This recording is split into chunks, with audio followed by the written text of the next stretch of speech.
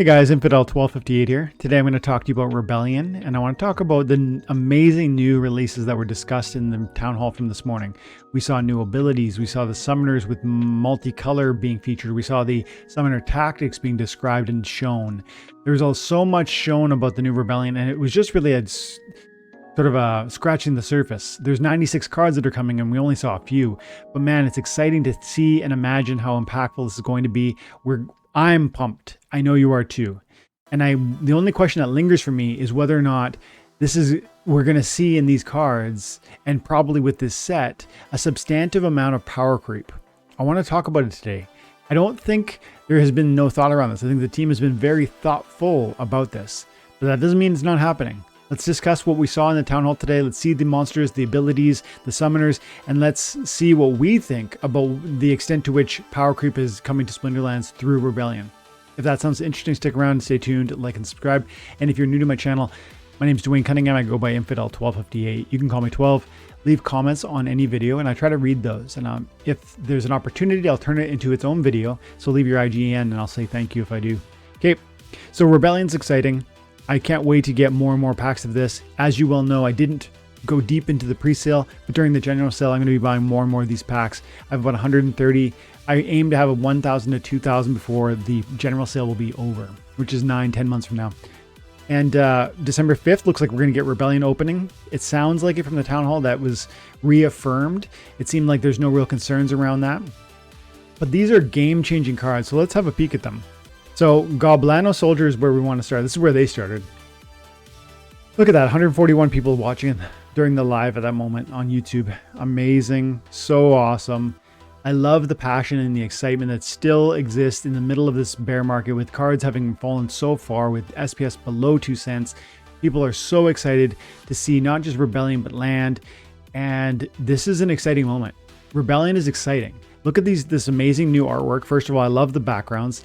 Second of all, the new card design is totally different. There's a lot more clarity. This indicates the rarity. The dots here indicate the rarity also. So it's far more visually clear as to what you're looking at, which splinters, which rarity, and even what level would it be at, because these filled out dashes will indicate, you know, if you had 8, it's going to be partially filled. You're going to recognize it's not fully filled, and it's a common because the commons have 10. So let's look at the card specifically. 3 mana, 3 melee, 4 speed, 5 hit points. It's a fire monster. It actually, in some sense, is very comparable to sort of some of the older class of sneak monsters. Whether you're looking at the Goblin Thief from the green team, which I'll pull up over here. Let's just look at sneak. It's definitely, you know, very in keeping with what you might have seen in the past. Goblin Thief had upwards of 4 damage output at the top, 3 at level 9. Shatter was there also, sneak attack. As you can see, 4 mana, not 3. So I mean, even just to like compare apples to apples, this card is 1 mana more. And I guess it has 1 damage more, but that ambush ability, which we're going to talk about, is a huge deal. I would say the Goblin Thief is objectively worse than the new, what's it called? Goblano. I was going to call it Oblano. And that's one example. But I mean, if we look at the fire team also, you can see kind of maybe the same thing. Because the fire has always traditionally had like a strong melee team. Cobalt Miner has been a historic part of that. This is a strong card. 3 melee damage at the highest, 6 hit points, 5 speed. So this one's a bit faster, 1 more hit point, same damage output. This is only a 2 mana card now, but this has sneak only, no shatter. It has no ambush ability. I would argue, as great as this card has always been and still is in the wild format, I would, if I go back to play my wild, I'm gonna play the Goblano before I play the Goblin Miner. Or Cobalt Miner. Maybe I'm going to play both, but I'm going to play the Goblano before I play Cobalt. And that's a pretty similar card, but there's others too. My point being, First of all, this is powerful. Second of all, it's relatively in keeping with the existing sort of power structure, but I do think it's like at least one major rung up in terms of its power, its capacity. The mana is very reasonable for 3. The damage is comparable to some of the others. The abilities are really where this thing shines. And let's get into the ability now, Ambush. You might have already heard with the Town Hall, but Ambush is a totally new thing where you're actually going to not attack in any way like you would have previously understood in Splinterlands. With the Splinterlands battle, the path to battle has always been turn-based. Oh, I just beat Yaba. This is me on the bottom, Yaba's on top. And so I press rumble, and what's going to happen? The fastest monster is going to go. He's got Kitty up top. Who's going to fire? First of all, the abilities proc in, so we're going to get +2 speed on all his monsters. We're going to see any slows and swiftnesses are going to kick in. Looks like there are none. But with him having +2 from the Kitty, his guys are going first. Period. That's how it works. That's as simple as it goes. Fastest monster goes first, unless it's reverse speed, then slowest monster goes first. But things have transformed with this new ability, where Ambush is now going to be like a turn 0 moment. It's going to move before any fast monsters, so speed becomes less important, less relevant, not entirely unimportant, because the Goblano has a speed, and that speed will be considered when it's determining whether Goblano lands its shot or not. But picture the battle scene here that you're witnessing on this screen. The speed gets calculated, the buffs from the summoners get put on, his and mine. Any abilities from the monsters get put into play. Speed, slow, blind, whatever, swiftness, whatever it is. And as we hit play on the battlefield, the Goblano acts before anything else, regardless of speed, because it acts before the battle begins. In turn 0, they called it. And that's super interesting. It's super different than anything we've seen in Splinterlands before, than anything we've seen in... Well, I've not seen it in any other game, truly. Maybe you guys have more experience with some of these collectible card games, like even Magic. I don't know. Maybe that's a Magic quality. But I've never seen it before. And it is very interesting, because that's Goblano is going to act before fast monsters like this might be able to go ahead and stun an important critical monster. It actually, as we press play, now my Goblano would, I guess, theoretically fire at his whelp if I did play it.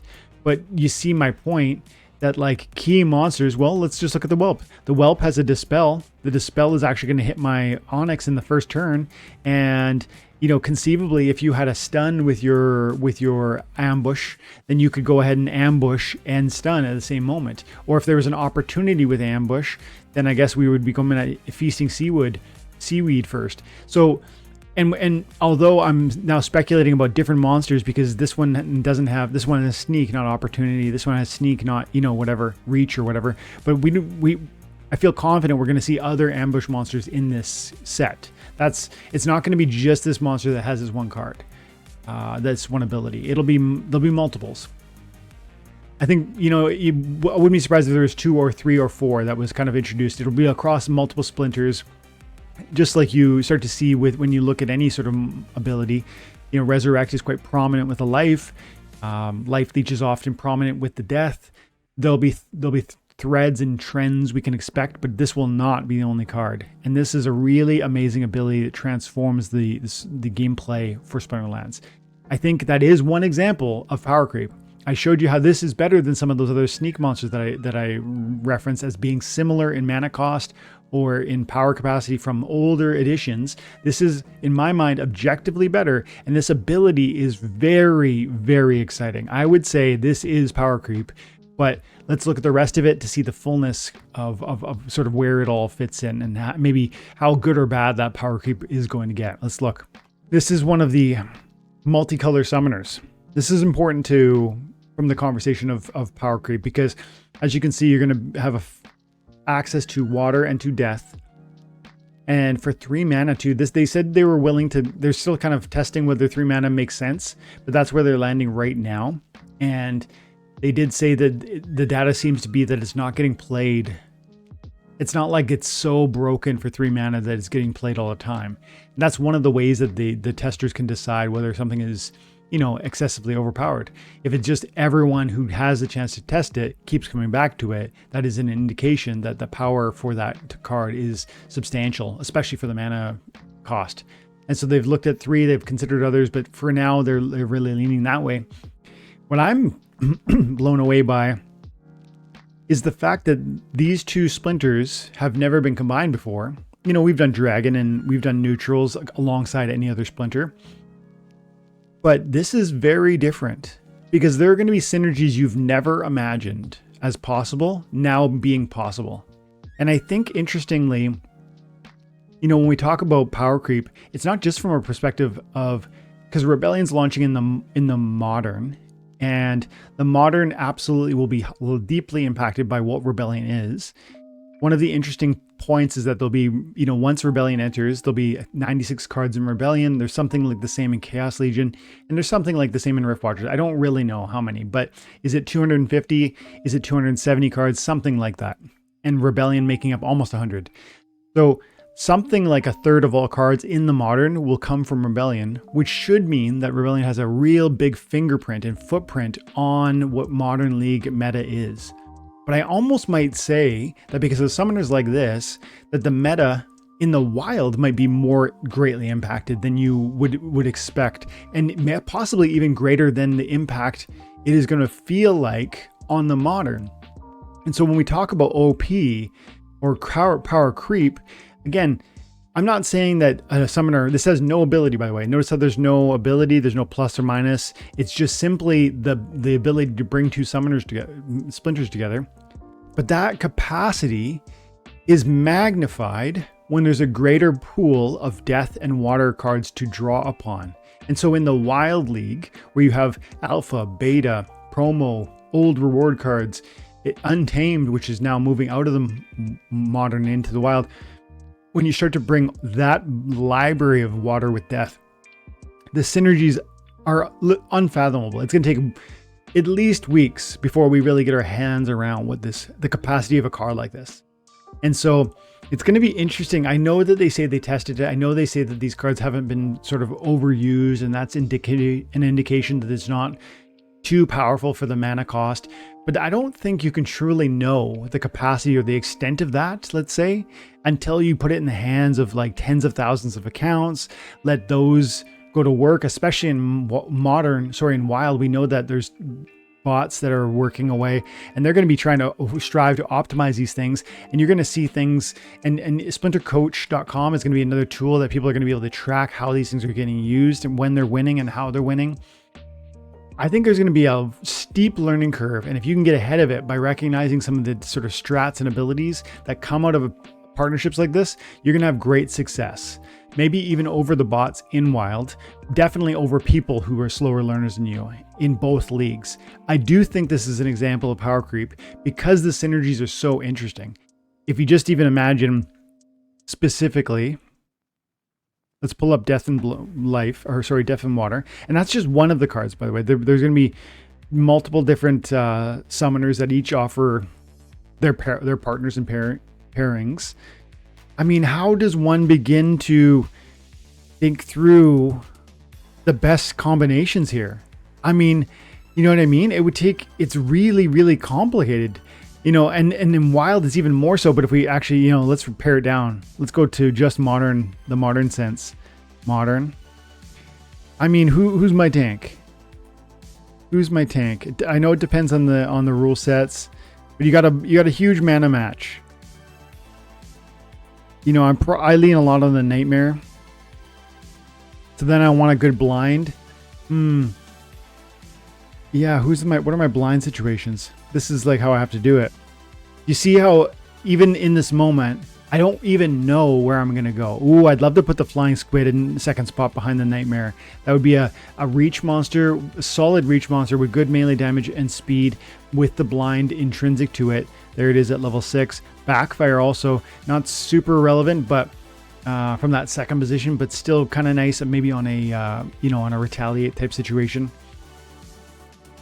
I use the Dark Astronomer a lot. Then maybe my swiftness I'd want to get into. I do this a lot with just my death team. I use Dark Liar. Oh yeah, you also use neutrals. So I use a supply runner all the time, Dark Lyra. River Nymph will be a great addition because there's a cleanse. That's an interesting synergy. Like I say, there'll be new synergies that happen. River Nymph offers a cleanse. There's not a lot of cleanse on the Death Splinter, and so when my speed doesn't work, when my evasion doesn't work, the Nightmare might get hit with a poison. How do I deal with that? Well, River Nymph could be part of that, and it happens to synergize with that swiftness simultaneously. So that's just one example, and that's just literally one play for that one summoner. But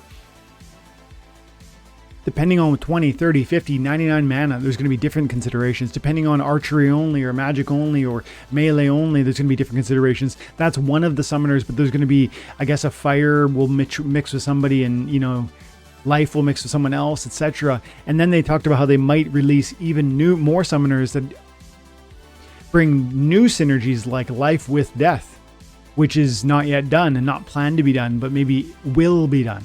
And so this is a huge game-changing mechanic, and we cannot possibly understand the full extent of how this will impact gameplay to modern and even or wild until we really get our hands on it for a few weeks, I would think. But I imagine it's going to be huge because, again, some of the connections that get made when you bring in two splinters is so cool. And again, neutrals are still possible in there. Love it. Very excited by that one. Speaking of summoners, we also heard about Prophet Rosa. Prophet Rosa is one example of the summoner tactics summoners. For 5 cost, this rare summoner. So they're doing summoner tactics at the rare level. I wonder, and that other one was a common. So they have common summoners with the 3 mana, which do the duel. They've got rare summoners rare summoners for 5 mana, and they have the summoner tactics. Now, Prophet Rosa has +2 archery as an option. You can apply that to 2 monsters in the game, or you can apply shield to 1 monster in the game. And you see that little 1 icon there indicates 1 person can receive or 2 people can receive.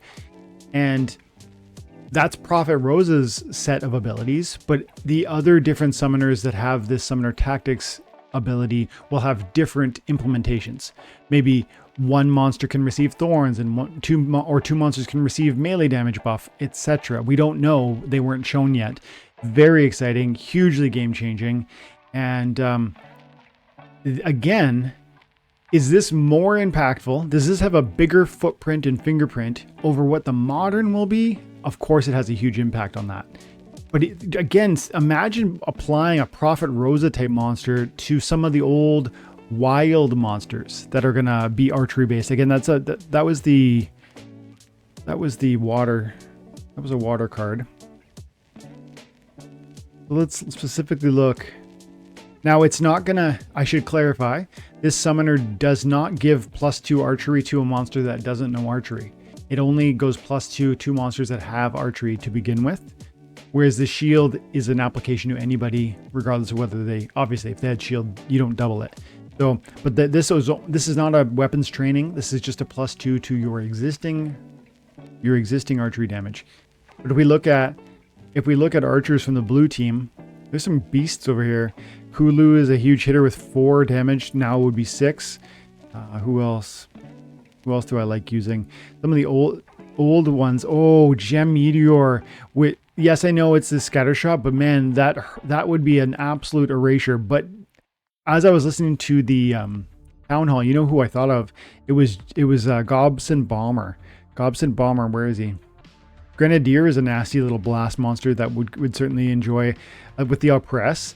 And the Oppress is so interesting. The combination here, Grenadier could be really interesting because you will see if there's a shield.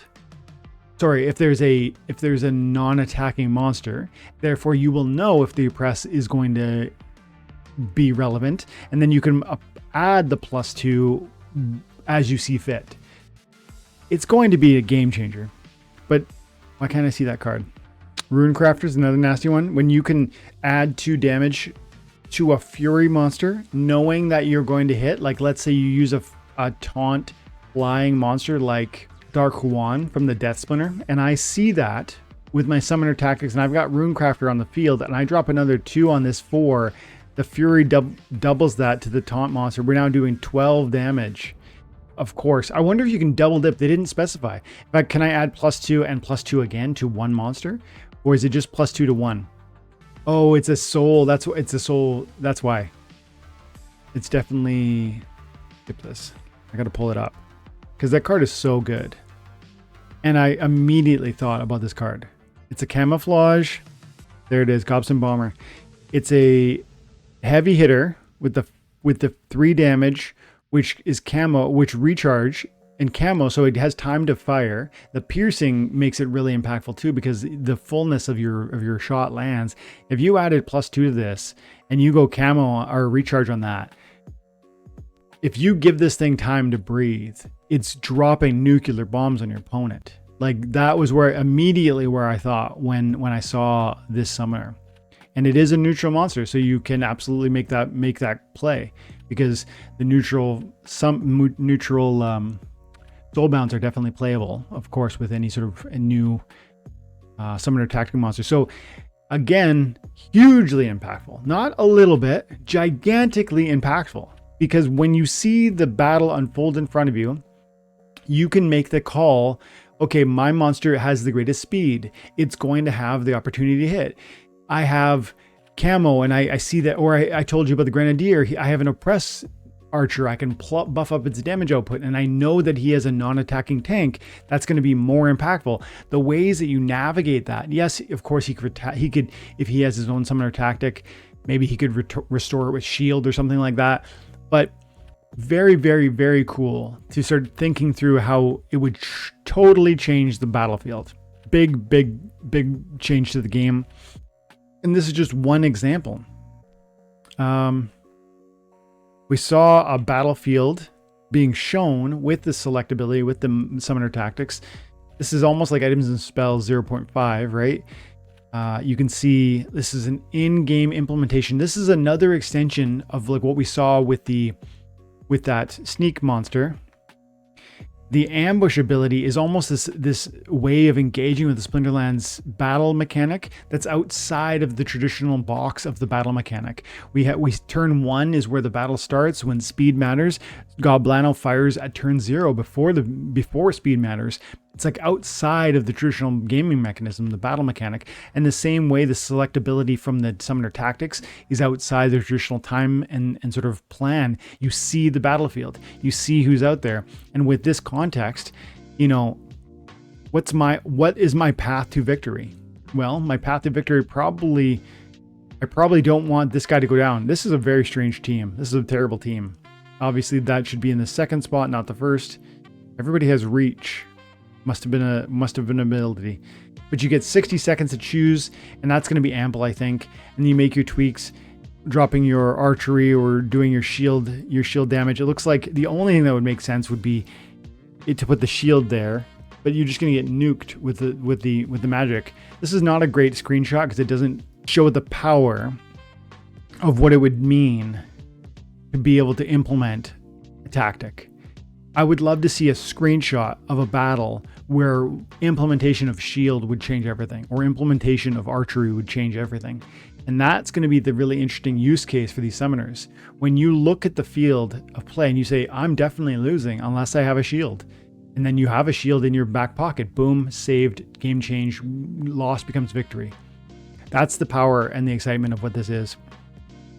And there was one more card that we got to see today. And this is it. Anasth Soothsayer. That's a fun word / hard word to say. Soothsayer. 6 mana. This is a rare card, as you can see by the 8, the bar, and the diamond figuration up here. It's another water monster. I like the artwork. We've seen this artwork before. I like it though. So magic damage, 4 speed, 9 hit points, a lot of hit points. Now this one had the unique new ability, which is called Lookout. But let's look at the fullness of the card. For 6 mana, you're getting a huge off tank with not very much damage, but like a good backline, off tank. especially with that dodge, you could put it in the sneak position and be a little bit more evasive, a bit more resilient. You got enough hit points that you're probably not going to die easily. Plus you got a dodge and maybe you just slip by them. And that dodge is, I think, a 25%, yes, a 25% chance to evade any sort of melee or archery damage. Dispel is so important these days, and even more so because of weapons trimmer and the changes and what they implemented that, but that'll have to be a different video.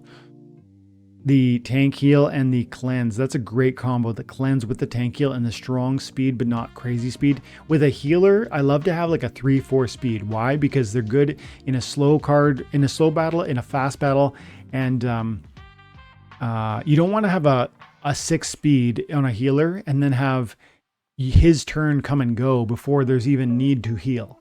If you're able to plan it in such a way where your healer where your tank has a time to receive damage before your healer has a time to fix said damage, that would be optimized. That's the path to sort of really stretching your resiliency, because you're even on turn 1 getting access to that heal. So I like this speed. I like this ability set. Now the new functionality right there, which looks like a Pokemon, by the way, is called Lookout. And Lookout is this support mechanism, and this is such a perfect support card, so it makes a lot of sense that it has this capacity. And any adjacent monsters beside the Soothsayer will receive reduced damage from opportunity and snipe attacks. I think it might be sneak also. Hugely impactful, reducing damage output on your team, defending your team by being that present lookout. Now, it does not impact Soothsayer's damage impact. So if an opportunity comes at her, it will not reduce that damage. But if a snipe or an opportunity attacks a neighboring monster beside her, they will essentially have a damage reduction mechanic or a shield of some sort. Now, I think it's only for archery and for melee, but I don't know that we heard clearly of if there could be magic, because there's theoretically an opportunity magic attack. I don't think this reduces that, but hugely impactful. And then the question becomes, how would you place it? Well, it would be best if you could put it beside 2 monsters. So the 5th spot, maybe, then you get a 6th spot monster and a 4th spot monster that could theoretically benefit from that bonus. Time will tell. But long story short, clearly these cards are hugely impactful. These new abilities that we've seen so far, and there's more to see.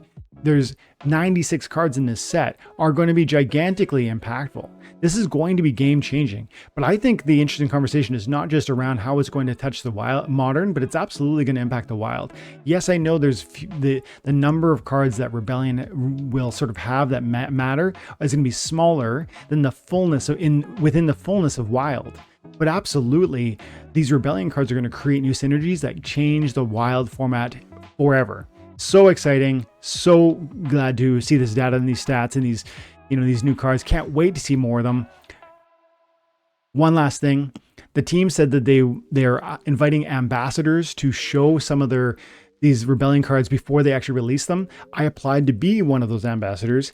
If you communicate with Nate on my behalf through Discord, if you're in Mavs and whatnot, and you want to see me revealing some of these amazing new cards before anyone else, let them know that you want Dwayne, you want Infidel to have access to some of that and to be able to share it with our community live on YouTube. Thanks so much for your time and attention. I hope you have an amazing day. God bless.